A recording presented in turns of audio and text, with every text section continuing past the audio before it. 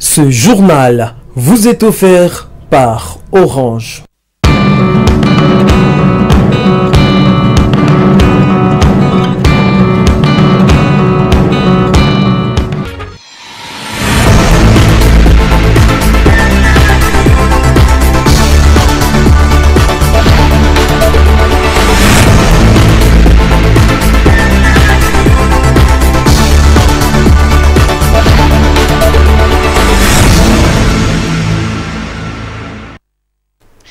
Tout le plaisir est pour nous de vous retrouver encore une fois de plus au programme de votre chaîne d'information. Mesdames, Messieurs, bienvenue à cette édition du journal. À la une de l'actualité, Julie Ngungu Mayuma est de retour à Kalemi, chef-lieu de la province du Tanganyika. Et c'est après sa rencontre avec le chef de l'État et différentes autorités nationales. L'accueil a été bon enfant à l'aéroport national de Kainda. La population s'est mobilisée en masse pour accueillir le numéro 1 du Tanganyika qui, dans un meeting éclair, a sollicité le soutien de tous pour faire avancer la province. Le retour en province de Madame le gouverneur Julie Ngungu Mayuma ce mercredi 7 septembre est triomphal. La foule s'étale à perte des vœux. Accueilli officiellement au pied de l'avion par les vice-gouverneurs Massamba Ferdinand et quelques membres du conseil provincial de sécurité, la chef de l'exécutif provincial du Tanganyika a passé un rêveux, le détachement d'honneur, puis les officiels rangés. Les associations socio-culturelles, les députés provinciaux, les membres du gouvernement, les militants des différentes formations politiques, membres de l'Union sacrée de la nation, les chefs des divisions et services étatiques ont affiché complet à cet accueil combien délirant, réservé au numéro 1 du Tanganyika. Se livrant à la presse, Madame le gouverneur dit avoir réaffirmé qu'il n'y a pas d'insécurité dans sa province natale. Ma province, c'est une province de paix.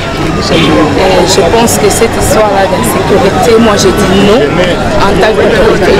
À la sortie du portail de l'aéroport, la patronne de la province était obligée d'effectuer quelques pas de marche en saluant ceux qui accompagnent sa vision. De l'aéroport national de Kainda, le cortège s'est dirigé à Kisebwe. Ici, Madame Julie Ngungu Mayuma a transmis les salutations du chef de l'État, Félix Antoine Tshisekedi Tshilombo, au Tanganyika.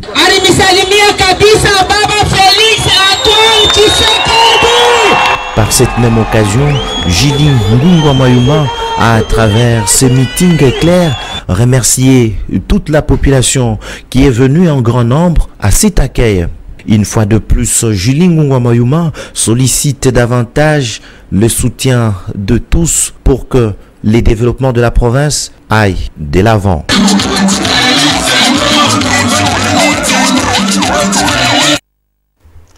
L'avenue Katongé au quartier Kituku a été victime d'un cambriolage perpétré par des bandits moyennant des armes blanches.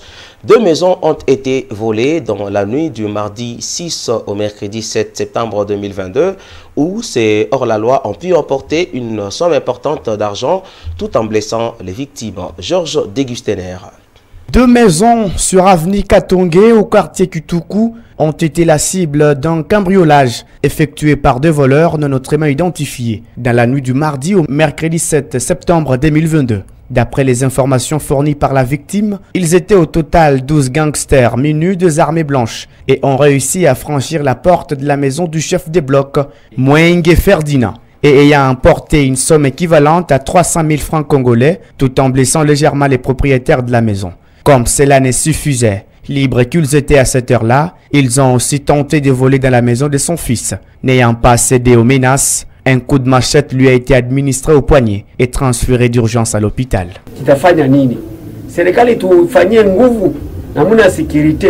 Les autorités provinciales sont priées à nous venir en aide. Ce genre de situation persiste encore et elle en fait plus de victimes. On a mal en point de subir de jour en jour cette terrible calamité qui s'abat dans la ville de Kalemi. Si cela n'est pas fait, nous serons obligés toutefois de se prendre en charge nous-mêmes. Tels sont les propos du chef victime du vol. Le gouvernement provincial a du pain sur la planche, car la situation sécuritaire fait un vif débat dans le chef de la population.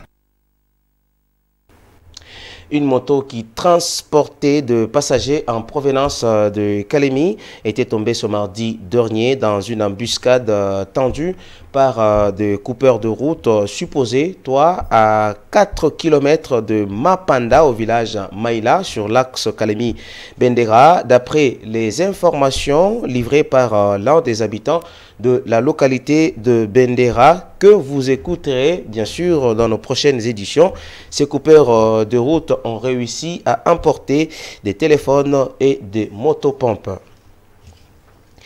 La synergie des forces vives du territoire de Manono est mécontente de l'insécurité qui gagne de plus en plus du terrain, dont les cas de vol à main armée sont répétitifs pendant cette période dans cette partie de la province du Tanganyika. Dans une correspondance adressée à Madame le gouverneur de la province, Julie Ngungwa Mayuma, les forces vives de Manono affirment être prêtes de se prendre en charge pour la sécurisation de la communauté, ayant jugé que ces lamentations de la communauté des Manono n'ont jamais touché votre sensibilité. Nous procédons à notre propre sécurité. On peut lire dans le document signé ce mardi 6 septembre 2022 par 4 forces vives du territoire de Manono. C'est dans l'objectif de rencontrer les joueurs que le nouvel entraîneur des Léopards de la République démocratique du Congo, Sébastien Desabre, sera au Maroc avec l'équipe nationale pour livrer 2 matchs amicaux dans les cadres de préparatifs des éliminatoires de la CAN 2023.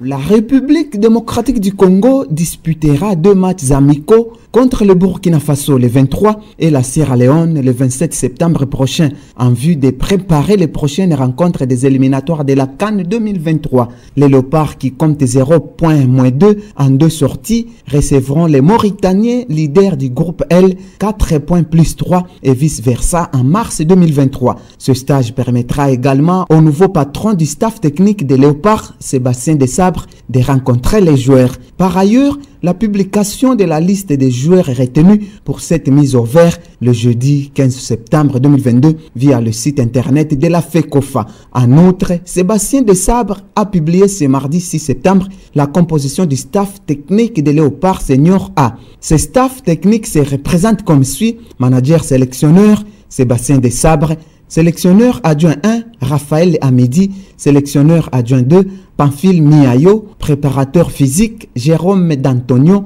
préparateur des gardiens Robert Kidiaba Mouteba, médecin Dr Mathieu Nzingnani, médecin Covid Dr Jean-Pierre Mbungu, kinésithérapeute 1 Thomas Fritz, kinésithérapeute 2 Cédric Fausto, ostéopathe Jean-Luc Arbéré, team manager Dodo Landou, secrétaire Marcel Mayala, intendant Serge Baguetta, officier média Jerry Kalemo, Kitman 1 Momi Kiayemo, Kitman 2 Serge Nyangui, cuisinier Antoine Mbongo Mbongolo, agent sécuritaire 1 Lofo Bongeli, agent sécuritaire 2 Patrick Apataki, agent sécuritaire 3 Richard Nkoussou. Signalons que la CAN Côte d'Ivoire 2023 sera donc déclarée en 2024. La tenue des élections en 2023 en RDC a été au menu des échanges entre Denis Kadiman et les Américains. Ces sujets est largement commenté par la majorité des journaux parus ce matin dans la ville capitale congolaise. Mesdames, Messieurs, place à présent à la revue de presse.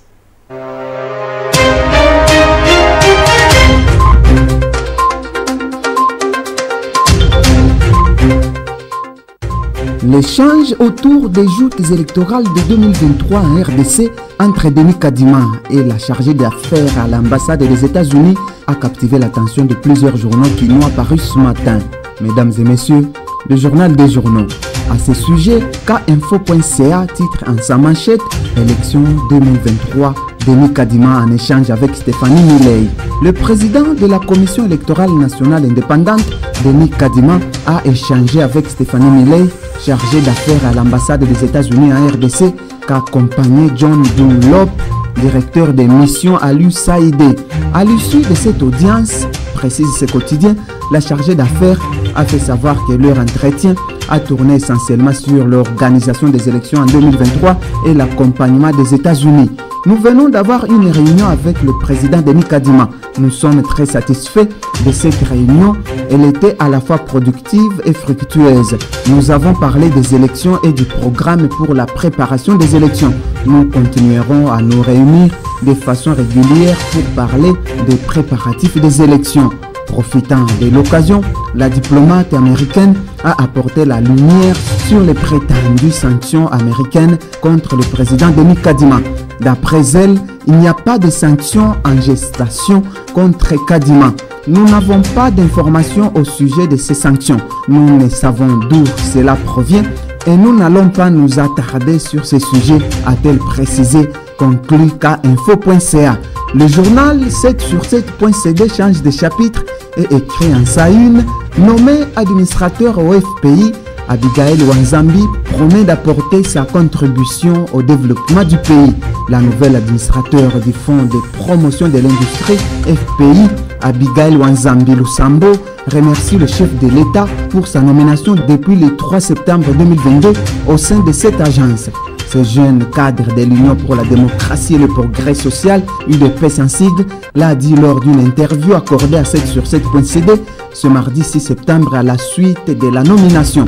Mes impressions sont celles d'exprimer ma gratitude au chef de l'État Félix Tshisekedi Tshilombo pour avoir porté son choix sur ma modeste personne, car aujourd'hui j'ai fait ma première entrée dans une institution aussi importante de l'État. J'exprime aussi ma reconnaissance à la base de mon parti UDPS qui a porté ma personne devant la hiérarchie, en l'occurrence du secrétaire général Augustin Kabouya, a-t-elle déclaré. Elle estime cependant qu'il s'agit d'une lourde responsabilité qu'elle va assurer au sein du FPI. À la fois, je ressens la lourde responsabilité à pouvoir réussir mon mandat afin de prouver à la face du monde que la jeunesse féminine a beaucoup à apporter pour le développement du Congo d'aujourd'hui et de demain, a-t-elle poursuivi. Licenciée en droit à l'Université protestante du Congo, UPC en sigle, Abigail Wanzambi Lusambo fut assistante de l'ambassadeur de la Grèce en RDC, ce qui l'a incité à suivre une formation en coopération bilatérale et multilatérale aux affaires étrangères de la RDC. Elle est responsable de l'ASBEL à Walou, existant depuis 2016, qui contribue à la lutte contre le chômage au pays. Mesdames et messieurs, c'est tout pour la revue de presse.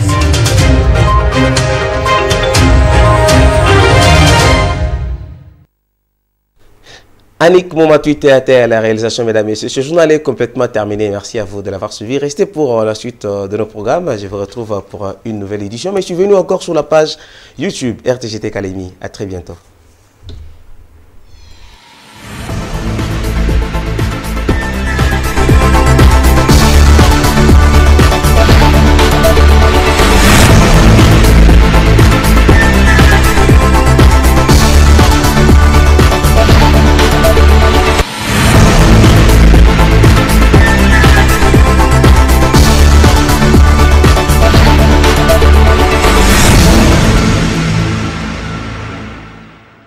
Ce journal vous a été offert par Orange.